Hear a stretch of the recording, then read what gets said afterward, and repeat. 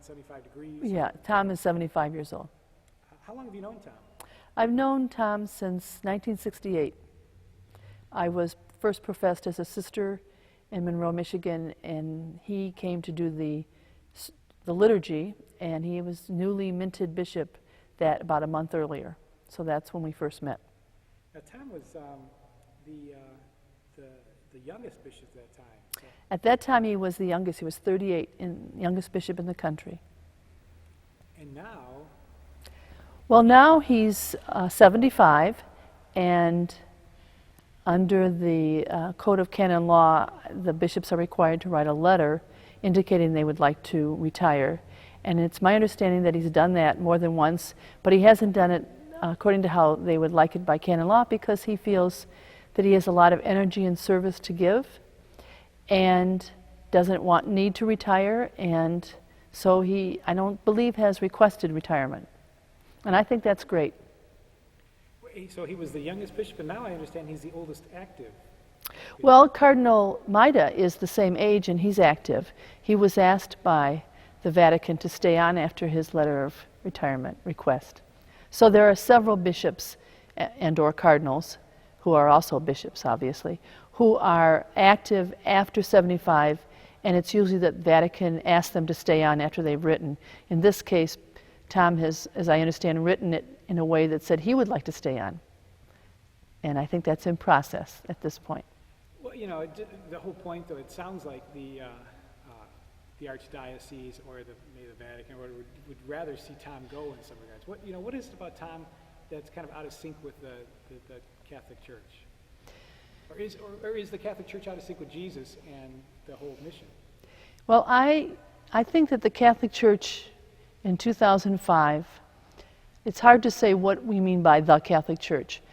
But for these comments, I would say the official teaching church of the Catholic Church is in many ways disconnected from the joys and sorrows, hopes and anxieties of the average Catholic Christian person. And that was what was the call of the Constitution on the Church in the Modern World that was written in 1965 in the Vatican Council.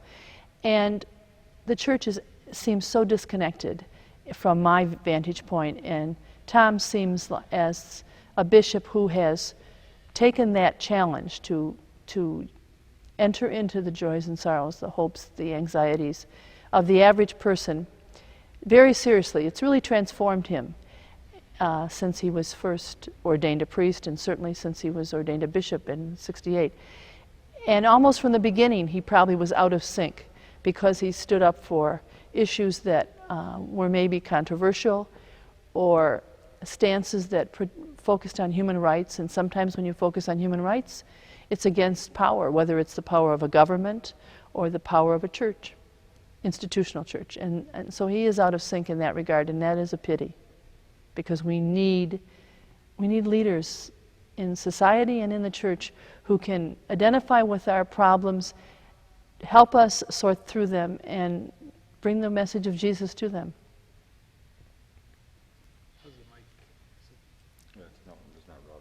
I could go on and on, so if I talk too long, stop me. The way you started that thing, yeah. I thought, if you hadn't told me you were an attorney, I would have guessed that.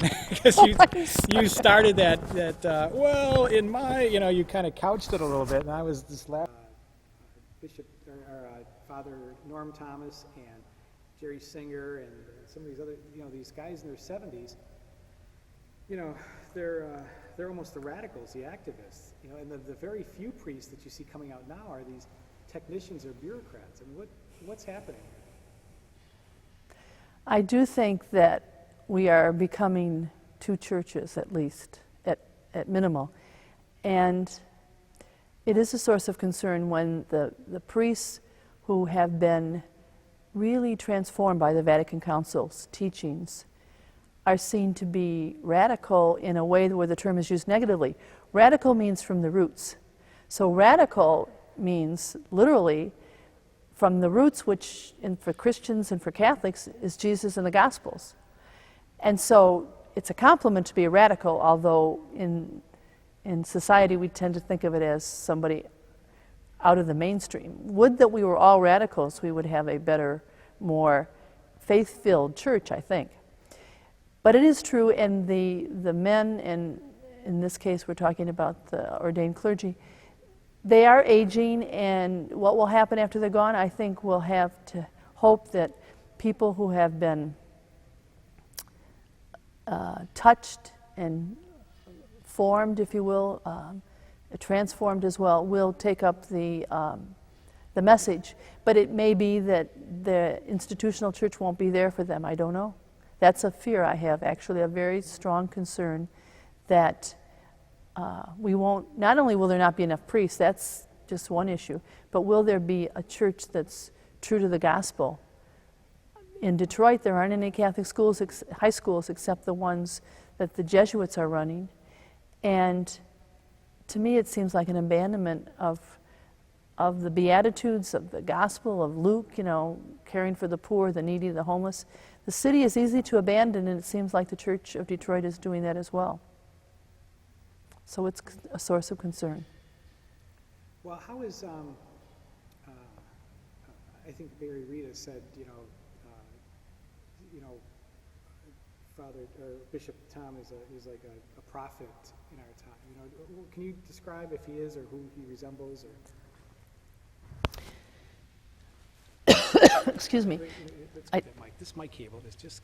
Let's do it like this. Okay, I'm sorry. No, it's okay. I'm afraid that it's going I'm to rub doing against your something sweater. wrong. No, you're not doing anything wrong. Tell me what I can do better. I ran the cable poorly. It's my fault. All right. Who's Tom like? Well, when I think of a prophet, first thing, no one calls themselves a prophet. That is a term that is given to one. And so he would never describe himself as a prophet. But in fact, I think, and I know many people that know him well, would say that he's very much like Bishop Oscar Romero of El Salvador. Not easily is this comparison made, not easily, because it's such a different world, El Salvador, from the U.S. But Bishop Romero was a man who was formed and quite conservative in his approach to church. And in fact, the upper society was happy when he was made bishop of San Salvador.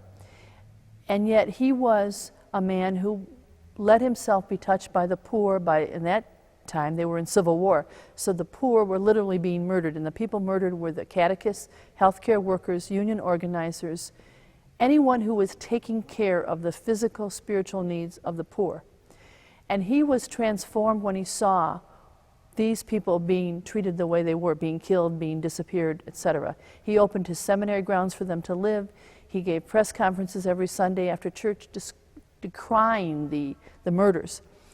And his homilies, which are available, and I've read some of them, they would take the gospel and then they would translate it into how does this affect one's life in this world. In that time it was El Salvador. And Tom has been very influenced by Bishop Romero in that he's tried to do the very same thing. Reflect on the scriptures in light of our life today, here at St. Leo's, here in Detroit, here in the U.S., the empire of the world, and therefore in the world. And so by doing that over a period of decades now, he's been transformed. So that's why probably people say he's more like a prophet because he speaks out, just as Romero did. Let's hope the same fate doesn't befall. Absolutely. But I want to say one thing about Romero that Tom quotes a lot that I think is the heart of the gospel.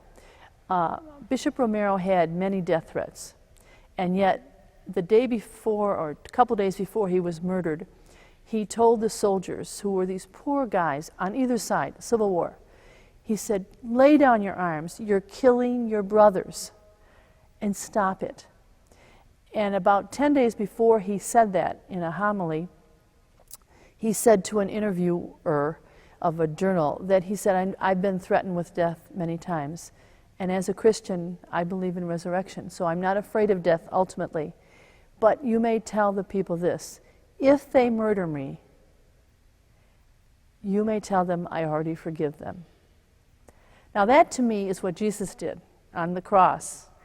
And so I think the message of Bishop Romero is that he walked the path of Jesus and he bore his fate. And yet the Catholic Church, the institutional church, will not canonize him, ironically, even though it's been 25 years since he was murdered. But we have other people being put forward for canonization who aren't even martyrs.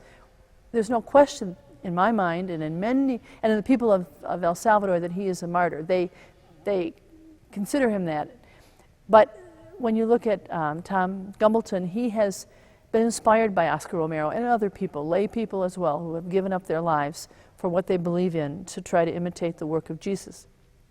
So I certainly wouldn't want him to have that fate, but I do know this, that if he were to have that fate, Tom would also forgive people and say, we have to look at why would people do this.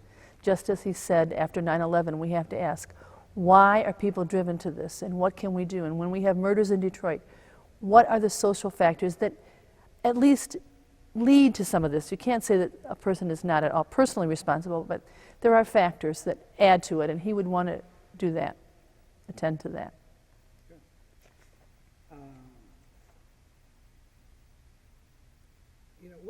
Going with that, with Iraq and Iran, going to Iran and Haiti and stuff. What is Tom hoping to accomplish, or what is he accomplishing by being involved? I think I know Tom travels to these places because people in need have asked him to come. I think that people that don't know him, haven't met him one-on-one, might well think, this guy loves headlines. This guy is an attention grabber. This guy likes to be out there. And absolutely nothing farther from the truth is true. He would rather be praying, be exercising, be in a conversation with a small group of people. He's a very quiet, actually introverted person. And yet, if you take the gospel literally, as he has, I think, or tries to, and if you listen to the teachings of Vatican II, which say we need to try to make everyone's joys and sorrows our own, then when someone says to you, as they did have to him, will you come and see? Will you come and walk with us? Will you come and accompany us in our tragedy, our violence, our confusion? He will do it. And there aren't very many that do it, so he keeps getting asked over and over. And then people that are concerned about another country say, well, the bishop that did do that was Bishop Gumbleton, and so he's asked for a new place.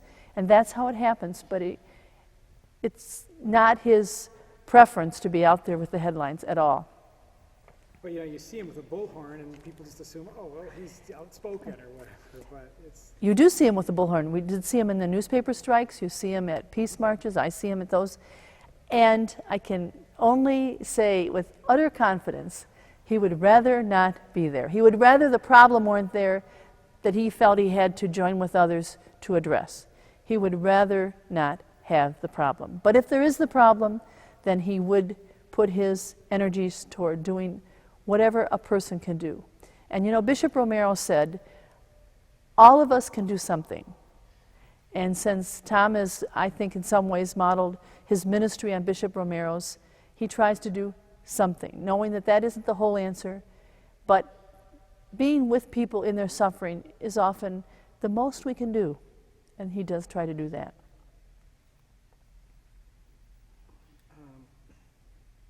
I think it was you who said the women in Tom's life have influenced him. His sister, you, perhaps other. Can you just talk about the women in Tom's life? Is that why his views on ordaining women, or are what they are, or what? I know that Tom has been changed by developing strong friendships with women and by interacting with the women in his family as well. When you get to know people mutually, then you can impact each other. And often priests and other people in certain roles in society are removed in a way that there is not a mutuality. And because he's let himself become a peer, if you will, in the joys and sorrows of life, he's still a bishop, he's still a pastor, he's still a person who deserves a lot of respect because of his status, if you will. But fundamentally, he's a human being, and we all share that. And I know that his ability and choice, it was a conscious choice for Tom to learn from other people, and half the human population are women, so he made a choice to learn from other women. And I can recall many conversations where that was what we talked about, how each of us can impact each other. And friendships do that, and that's a sterling quality of his, that he's done that. He's done that also, if I may say. That's one reason why he's been outspoken, some people would say, about the gay, ministry to the gays, ministry to refugees, people that are sometimes put on the sidelines of our society. And women certainly are in that category as well. But it's because once you get to know people, and you get to know how they think and feel and what makes them have the concerns they do, you are changed as well if you're mutual. You still know what is right, what is wrong. You still know your own values. You still know your own approaches to life, but you are changed. It's called compassion in some cases, or sometimes it's called enlightenment in some cases. And he is a person who continues to do that. You know, and it obviously puts him in, out of favor with the Catholic Church with their views on gays and women as ordaining women and a lot of these issues. Can Tom hope to change the church, or is the church going to come around, or is it, what's going to happen with that? I don't think Tom is going to change the church.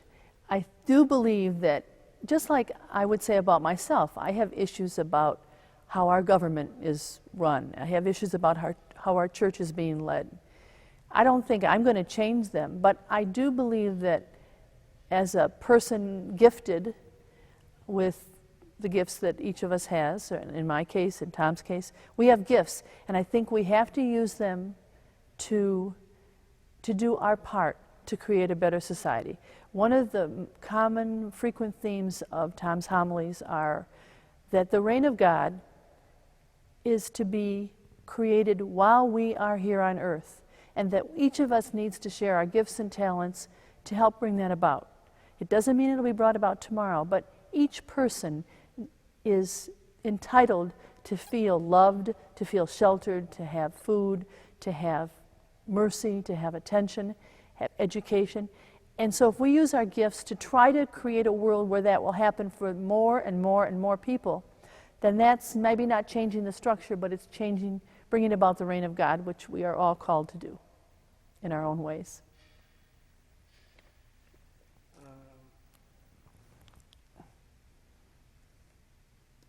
One thing I want to jump up to is, maybe 20, 30 years from now, what will people, Tom might still be alive in 20 years, the health he's in, he'll be 95, right? How do you think people are going to remember Tom, or what are they going to think, or, what is his legacy, or what's it going to be? What will his legacy be? First of all, his papers are all at Notre Dame University, and I think one of the interesting things when we read about all these different presidents, having secrecy, everything's open. He's not, as I understand it, any rules, just go and read it. He's a transparent person. So people, I think, when they look back on the 20th century of the church, of which for the last half he's been a leader, without portfolio, you might say, but he's certainly been a leader. And the people look back at the Vatican Council. The Church of Detroit will certainly be a bright light in the trying to implement with integrity the Vatican Council. And Tom is part of that, along with certainly Cardinal Dearden, Bishop Untner, Bishop Imish, and others. And so that will be one realm. He's also really Tom is also a friend and a colleague of the Catholic worker movement all over this country. I call him a priest bishop. The church has an official capacity. It has what's called the military ordinand, and that means that there is a bishop assigned to be the chaplain, the bishop chaplain to the military. There isn't any for the peace movement or the peace world except by acclamation. And I do believe that Tom Gumbleton is the peace bishop, not only of the United States, but of the world right now. So I believe that in the future, if we look back, that is inescapable. maybe you know the numbers, but Tom was, what, there's how many, 200 bishops in the United States, or I don't know, there's a lot of bishops in the United States, and what, only 6 of them voted against the war and war in Iraq, and Tom was one of those 6. You know, he's always in the minority, but he's always following what it seems like Jesus says, you know. Seems like. How is that, you know, because one thing catches me is like, you know, this is such a long question, I might have to pause there. But I remember at Shrine, I was taping something, and they were talking about, you know, Jesus, well, there's, you know, high, and then there's low, and Bishop Gumbleton is really low, you know, and almost like derision, you know, like, and that bothered me. And in fact, I stopped taping those things after that because I thought, you know, this is a guy who gets it, and you're almost deriding it, you know. You know, I guess I just want to go back to that theme again, you know. Well, look what happened to Jesus. He was not accepted by the power, which was the Roman occupiers, or by the church leaders, which were the Pharisees and Sadducees, etc. He was totally misunderstood, even by his own disciples, by Peter. People that loved him. So I think being misunderstood and speaking out for the poor almost are synonymous.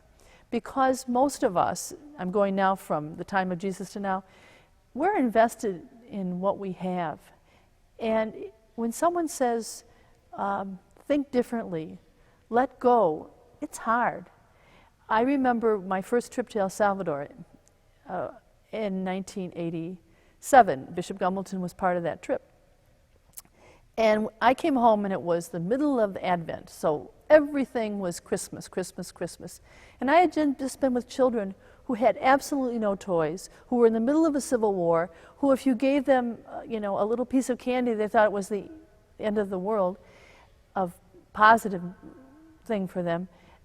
And I thought, we are so dependent on what we have here. Where we live, what we drive, what our job is, so much we get our identity from what we have and who we are.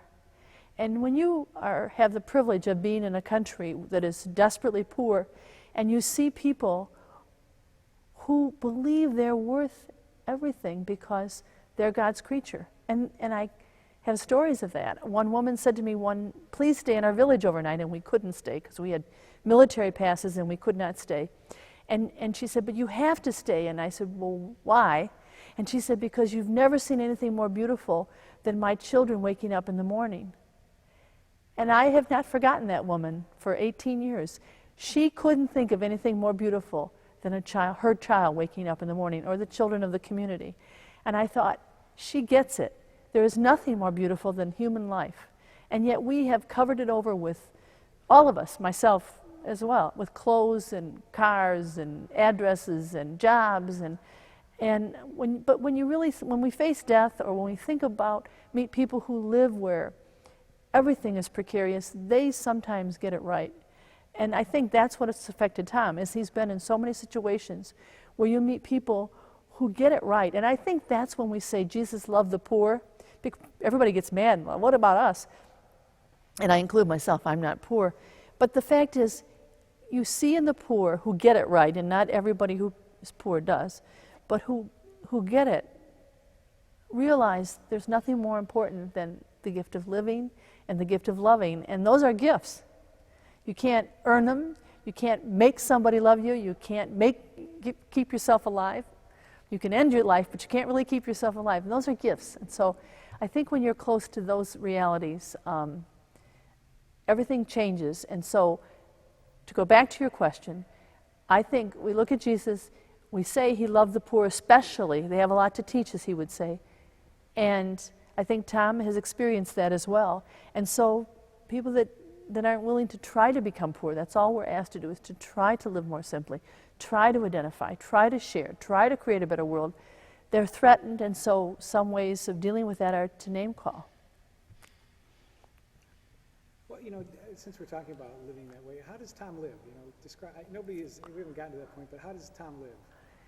Tom lives very simply and very happily. He's probably the freest person I know in the sense of what he needs or doesn't need. And he lives in a small building on the property of St. Leo's. It was, I think, the home of the furnace man or the boilermaker years ago.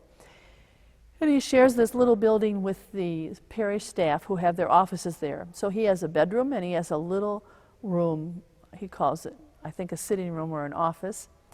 And then he has a bathroom which the parish staff and any guests who come into the parish use. And that's all he needs. And he has a car, and he handles everything else. So he lives very simply in the city, and I can't tell you how many times he will have said to me, someone came to the door this morning, early in the morning or late at night with a terrible crisis. By living in the city and not in a gated community in the city, he sees and is touched by the real problems of the city. He is broken into a lot. The parish is broken into. His car's been stolen at least 4 times that I can think of. And yet, it's only a car. As long as no one's hurt, he doesn't worry about it at all. We just had the soup kitchen broken into at St. Leo's in October, and people responded beautifully to replace what was taken. It was a very wonderful response. But when you live in the city, you suffer how the people live, and that's what Bishop Romero of San Salvador said when the priests were being murdered, before he himself was murdered. He said, how can I not expect that the sisters and the priests will be murdered when the people are being murdered? If we are living with the people, we will suffer their fate. And so it's probably not surprising that he has had break-ins and car thefts, because that's what happens to everybody else that lives here. And so, but it doesn't bother him, as long as no one's hurt. Well, that brings up another point then too, just about the churches in Detroit. Here, the Archdiocese wants to has closed all the high school and is consolidating and closing churches here. Yet it seems like the churches in Detroit are performing the needed service versus the churches in the suburbs are there to perpetuate themselves or something. Can you talk about that? The churches in Detroit, the Catholic churches in Detroit, are the ones I'm most familiar with, are real community centers in the sense that they kind of, in some cases, are keeping the neighborhoods viable. And at St. Leo's, we have a soup kitchen 5 days a week, and referrals several days a week for people that have other needs, health needs, etc.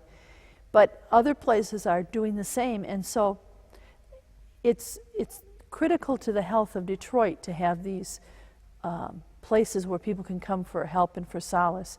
So yes, there is a lot of good that the church does in addition to a worshiping, faith-filled community in the sense of doing the corporal works of mercy, we would say. I can't imagine Detroit without these churches and the services they provide. It kind of frightens me, actually. If there were to be a lot of closures, I don't know what's going to happen.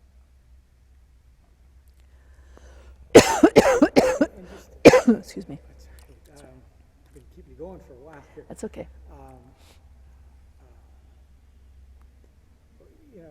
Just to state it though, what is the purpose of the church?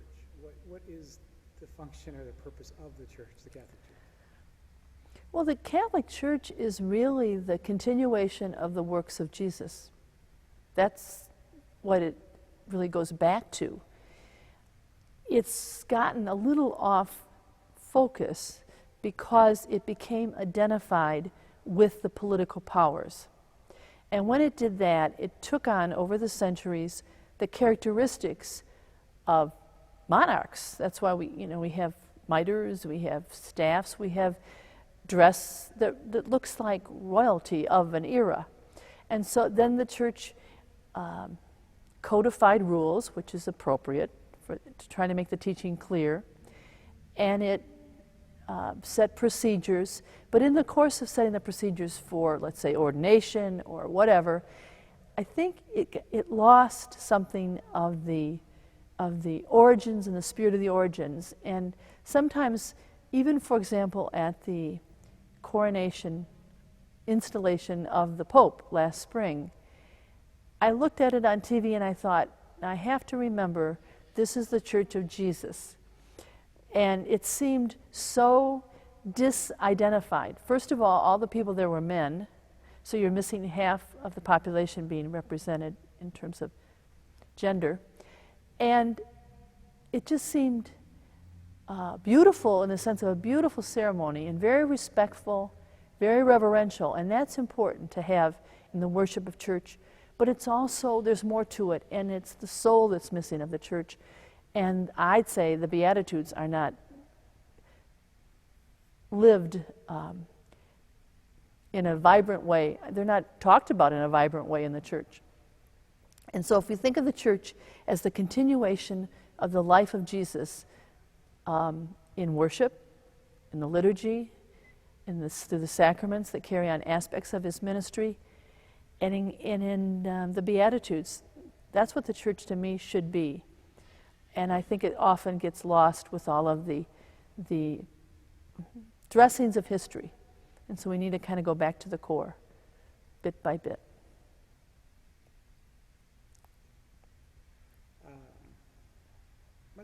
I wanted to ask you, is there something that you wanted to say about Tom or anything? I guess one question I want to ask is, or that I think goes on in the back of people's heads is, why no habit? We talk about church right, things, the habits, right. and You can when was ask. the last time you wore a habit, or when was the last time, Sure.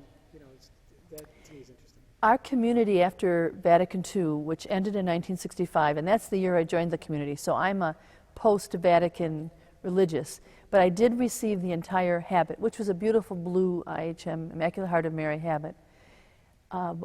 We really stopped wearing it in about 2 years. So by 1967, 68, we were not wearing the habit at all. We had blue outfits, and then we gradually were authorized to dress in regular lay clothes. So it's been 35 years since I've worn a habit.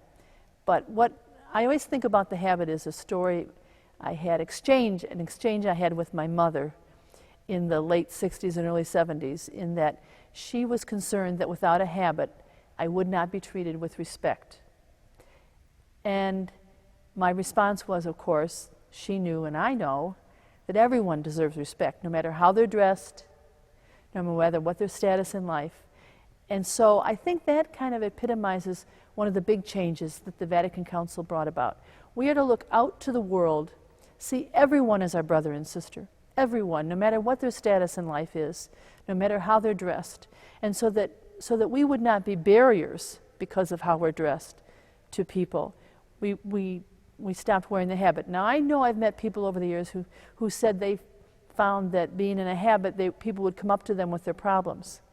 But I can tell you, whether I go to the dentist or I'm on an airplane, if I choose to engage in conversation, quickly people are talking to me about their problems, and I end up saying, well, I'm a nun, and so maybe I have this resource for you or whatever. So I think anyone who lends a smile and a listening ear to someone can be helpful. They don't need to be in any particular religious garb to do that. So we have ended wearing our habits, and I have found it helpful, actually, in my ministry. I think let's stop tape here. I don't know what it is on any Sunday. Do they have more than one mass there, or are they multiple masses? I don't know. I think they probably do. My whole point I was trying to figure out was, here they do the, they had to do the survey that all of the Oh, yeah. had to do. Yeah. Now, if they did a similar one over at Blessed Sacrament, could they support themselves like they're expecting all these other places? I don't know. See, the deal that's so bad about the survey, one of the deals, is the criteria. One of the criteria says you can only count toward your income. 75% has to be from collections. So even though you rent a school, all the parish in the city rent buildings because they can only count 25% of the. So it's really sort of staged to close a place, That's the impression I'm getting. And now Tom read that article the other day, in the one that was in the Free Press on Friday. He read it. I was with him when he read it. He said, "This is ridiculous. This is ridiculous." He said, "They're not going to listen to anybody. They got their mind." He's furious about the whole thing. Oh, I believe it. He's hoping that we'll stay open because they've closed so many around us, but we'll see. Yeah. Well, that's what I'm wondering. Are they going to pull the But rug it's out? only a stopgap. I mean, when Norm, Jerry Singer, Bob Moran, Tom, there's a few more, but I mean, they're 75, 6, 7. It's a matter of time. You asked me that. I didn't know how to, what more to say, but the fact is, there's not going to be anybody to be here. Let them go till they can't go. But it's sad, and it's a crime that we can't have other people, women, married. She won't say this on tape. This is what I need. You want that on tape? Let's I'll go. say it. I'll say it all. I'll say it without my arms straight. I'll say it because I really think it's a. I'm sorry. I'm willing to say that. Go ahead. Are you on now? Just finish your thought. Or don't put with the arms. Okay, okay. When you look at the city of Detroit and the age of the pastors that we have, even if we close no more parishes than the ones we have open now, in 10 years, let's say, most of the priests that are ministering in the city parishes, in the heart of the city, probably won't be able to be ministering. And who's going to follow them? There aren't enough priests. That's why I think we need to go back to the early church, to have married clergy, to have women be in leadership. I don't believe there's anything doctrinally. It's a matter of what they call discipline. And that can be changed. Discipline can be changed. And I think it's unconscionable not to have communities with priests or with leaders when we could. And I think it's abandoning the way Jesus started out. They were small communities. He did it in people's homes. I think a smaller community is actually better because you can know people and create the kind of support that can't happen in big places. So I'm not even for the ultra church that was described recently in the paper by the cardinal. I think we need to have more small communities led by people of faith, of education, but not necessarily limited to the kind of ordained clergy we have now. I think it's a matter of justice for the people of faith. At the rate they're going, they're not going to have priests in less than 100 years, less than 50 years probably. I know. And we're not even talking about the kind, you won't put this in, the kind of priests they're ordaining, which is another challenge. That are not mutual, that don't know how to relate to people. That's very scary. People are just going to walk. That's what's going to happen. People are going to walk. Yeah, what's happened is at St. James in Ferndale, and what's the other one out in Sterling Heights? What was the church there? Oh, St. Anne? that's our sister. The one where they picketed because he let go. That's one of our IHMs, my sisters. And he has rehired her. I don't know if she's going to stay or not. But that was St. Anne's because he came in and just laid off all these people. I think one of the problems that sometimes happens is when a pastor comes in, under canon law, they have all the authority they need. But in fact, they'll be there a few years and the people will be there longer. And so it feels from the point of view of the person in the pew that someone comes in and is just willy-nilly doing what they want as opposed to really consulting and working with the whole community. And that doesn't build up the community. So to see someone come in and just bring in their own people or fire the people that are there without a lot of coming to know the community is really a mistake, and it doesn't help build. And in fact, I know a lot of our sisters have stopped working in parishes, because of this reality. Priest is king. I'll tell you that I've done administrative proceedings as a lawyer in the tribunal stuff. It never got to the tribunal, but you start with administrative hearing. And I stopped doing it about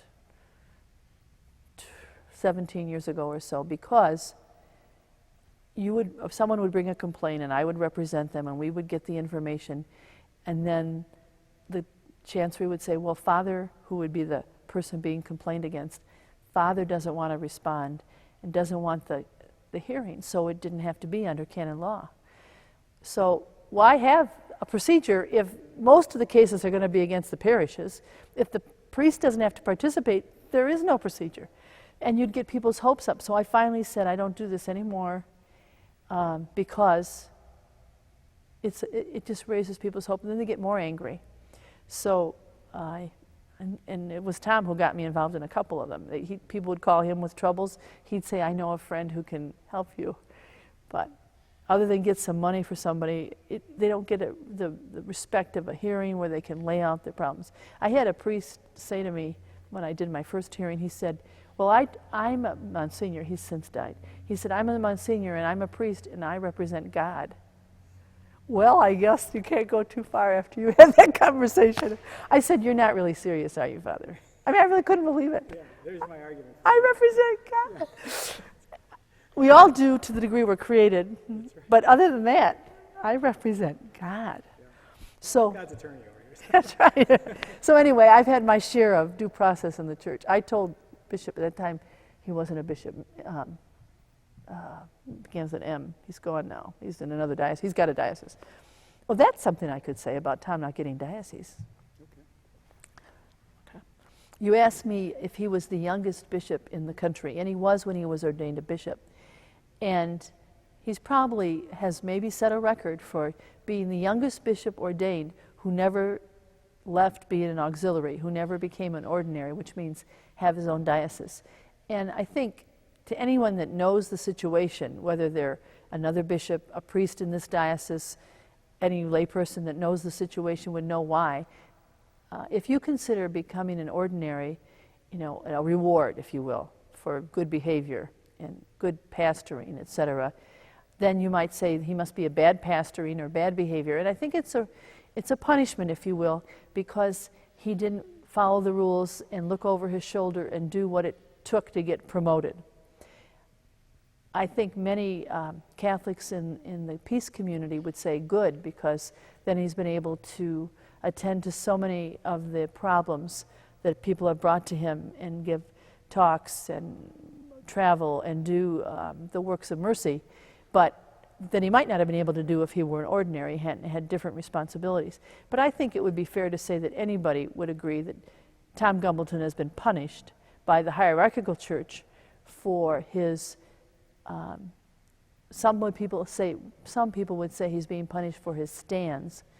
Others of us would say he's being punished for trying to live out the gospel message more directly. But I know that when his friends who were ordained bishop after him got other dioceses, bishops in Detroit who were ordained auxiliary after him and then were, quote, promoted to other dioceses, I know that he reflected on it and recognized what was happening, and as a result accepted it, and he's free and doesn't have to look over his shoulder. He probably never did, or he wouldn't have been punished, but he's looking forward but not over his shoulder. And I think the church is better for it. You're right. He's accomplished a lot more doing what he's doing. Absolutely. I mean, he does this. He responds to every letter he gets, every email he gets. People from all over the country write him with a problem, a compliment, whatever. I mean, it's unbelievable what he, does just by writing or responding. Or he had some lady call him and give him, I forget, Rita Mary would know, I don't know, $1,000 or something, because I heard about that he's nonviolent, and then she just gave him this money for some cause. I mean, things happen. He sits on an airplane and he likes to read in an airplane. He doesn't like to talk on an airplane. But sometimes he gets in a conversation and someone will say, oh, you're a bishop. Well, I have a marriage problem, and I know he's helped people with annulments, because he is a canon lawyer, you know that. And so he helps people with lots of annulment issues that they could get done in their own diocese. But he says, oh, I'll be happy to do it. I'll meet with you. I'll do this.